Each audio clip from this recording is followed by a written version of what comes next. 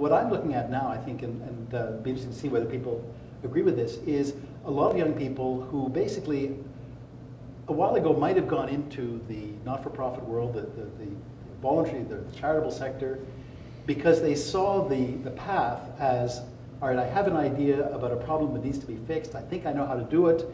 I'll create a charity and look for a grant in order to do it. Mm-hmm. And now the sheer difficulty, the obstacles in the way of getting charitable status, of finding a funder, of getting over the fact that you have no track record, et cetera, is leading more and more people to say, I'm going to do this. I'm going to create a business plan which allows me to find the resources or generate the resources to put my idea in practice. And I don't really care whether it's for-profit, not-for-profit. I'm not doing it to get rich. But if I need capital in order to scale this up to have the impact that I want it to have, then I'll do it as a for-profit because it's easier. It's easier to get access to the resources I need. So that's an interesting challenge for some of us. First of all, because foundations can't fund non-charitable organizations. A lot of creativity, I think, is going in that direction. And I guess it leads me to reflect on whether we're not at a point now of a change in what has been the traditional division of labor between government, private sector, and charity, where charity has been kind of assigned the role of dealing with enormous social and environmental challenges without the resources to be effective. So it's gone first to government saying, you know, you've got to give us grants and contributions. And now that that source is being turned off, going to the private sector, but maybe we simply have to say, no, we're now at a point where we understand that if we're going to deal with issues as complex as Aboriginal education or climate change, or, I mean, you can go on, mental illness. Homelessness.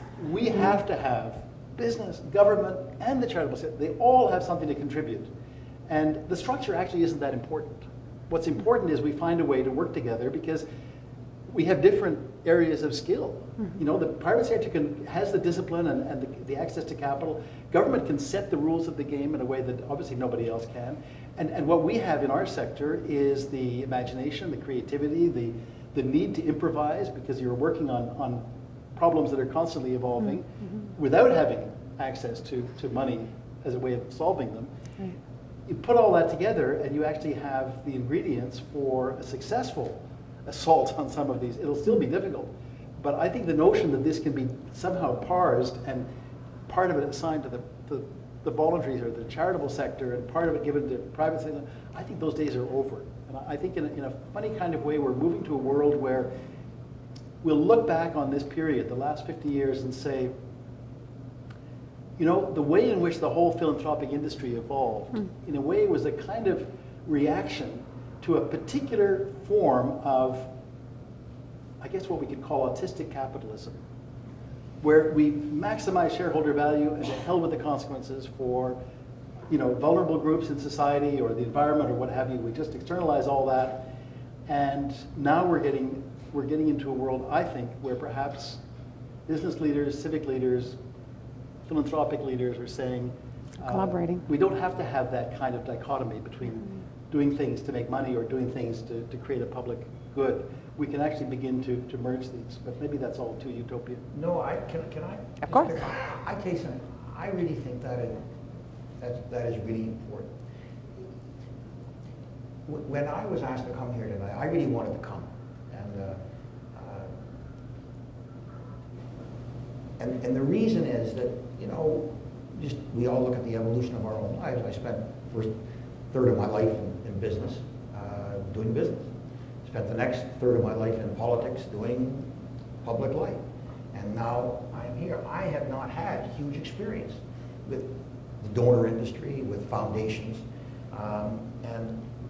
But as I have come into this, the importance of the role that you people play is just simply incalculable. And I think that that Tim has put it into such tremendous context. And you should, this goes back in a way to this question about advocacy. You should play, you have to play a leadership role in the country. not because the country has changed, but because the global economy has changed. The fact of the matter is, all of us are the benefits of the huge wave of prosperity that came with the end of the Second World War. When in fact, that all of those soldiers came back, they had to get education, it was easy to make money, and we as North Americans were living off the fat of the land. Those days are over. It's a hell of a lot tougher out there. The new normal, as they talk about it, is no longer going to be 3, 4, 5, 6% growth. It's going to be 1.5 to 2% growth. But the social problems are going to be there. And government has to play its role, but it can't simply abandon it to the charitable sector or the voluntary sector or to the foundations. But the fact of the matter is, it desperately needs the foundations. It desperately needs them.